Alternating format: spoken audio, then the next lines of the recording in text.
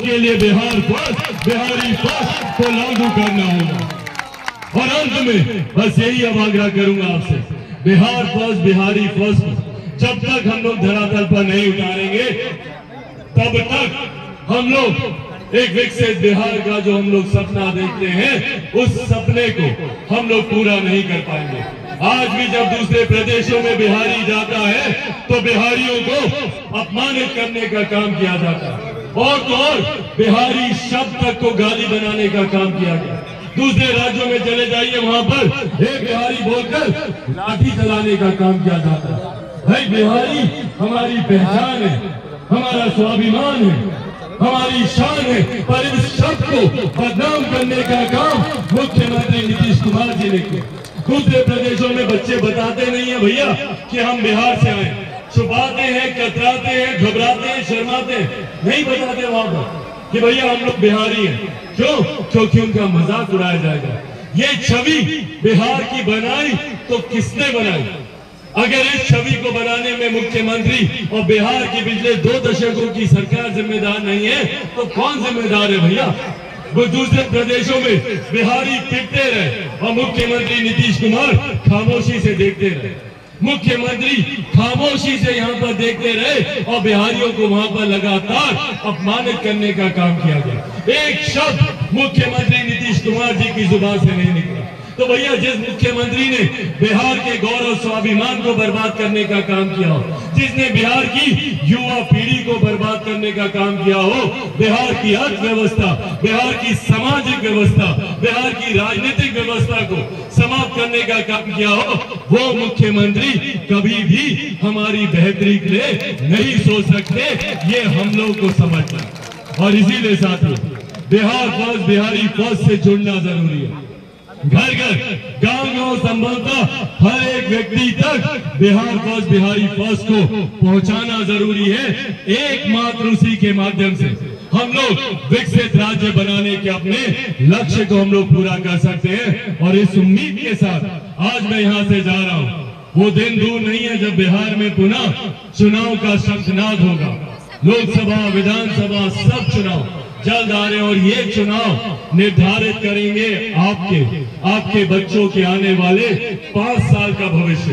एक करके कई 5 साल हम लोगों ने बर्बाद कर दिए, दशकों हम लोगों ने बर्बाद कर दिए, पर इन 5 सालों के महत्व को इस बार पहचानना जरूरी है। ऐसे जरूरत है ऐसे नेता, ऐसे राजनीतिक दलों को पहचानने की जो सही मायनों में आपके हक अधिकारों की लड़ाई लड़े, जो सही मायनों में आपके विकास की बात करें, जो सही मायनों में आपके भविष्य की चिंता करें, हमारे युवाओं के भविष्य की चिंता करें, उनकी बेहतर शिक्षा, बेहतर रोजगार की बात करें, बुजुर्गों के लिए बेहतर सम्मान, बेहतर स्वास्थ्य सेवा की बात करें।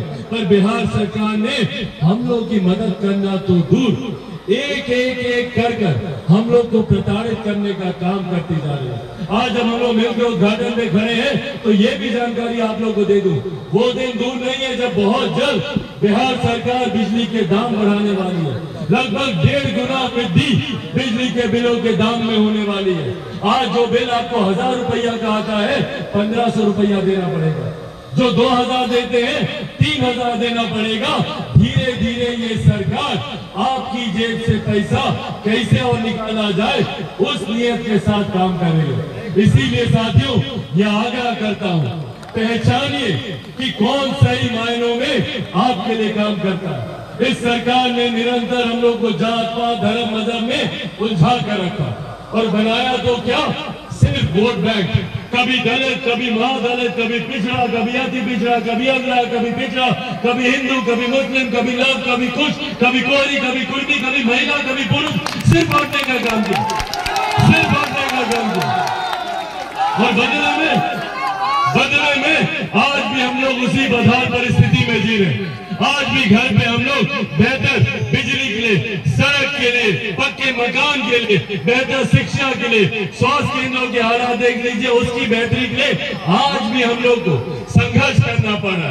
पर अब इस संघर्ष पर पूर्ण विराम लगाने का समय आया साथियों। मेरे नेता, मेरे पिता आदरणीय रामविलास पासवान जी ने अपने जीवन के अंतिम क्षणों में एक विकसित बिहार को बनाने का एक खाका तैयार किया था और वो संकल्प के तौर पर उसे मुझे देकर गए और मैं चाहता हूं कि मेरे नेता की वो सोच धरातल पर उतरे। क्षमा चाहूंगा, समय की थोड़ी सी कमी है। आप लोगों ने रास्ते भर इतना प्यार दिया जिसकी वजह से जगह जगह रुकते रुकते रुकते रुकते आते आते थोड़ा सा विलंब हुआ और कल से क्योंकि सदन खुल रहा है, बजट पेश होना है भारत की संसद में, पार्लियामेंट में, तो इसलिए आज वापस दिल्ली भी जाना जरूरी है और 2:30 बजे की फ्लाइट है। समय बचा नहीं है, घंटा पर लगेगा एयरपोर्ट भी जाने में, पर बहरहाल जो समय है वो समय का उपयोग आप लोग का धन्यवाद करने में मैं करना चाहता हूं कि जिस तरीके से आप लोगों ने प्यार, सम्मान, आशीर्वाद दिया।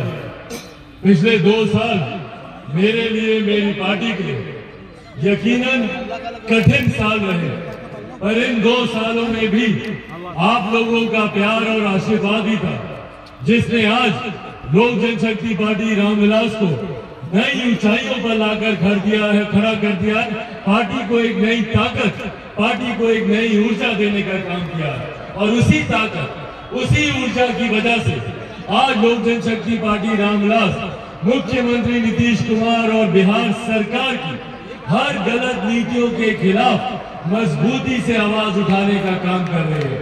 आज अब हम लोग यहाँ पर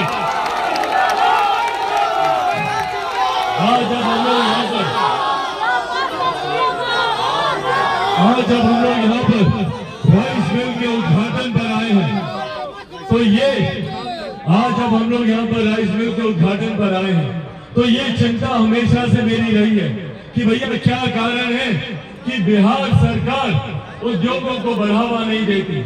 क्या कारण है कि मुख्यमंत्री नीतीश कुमार जी बिहार में उद्योग लगाने को लेकर वो तत्परता नहीं दिखाते।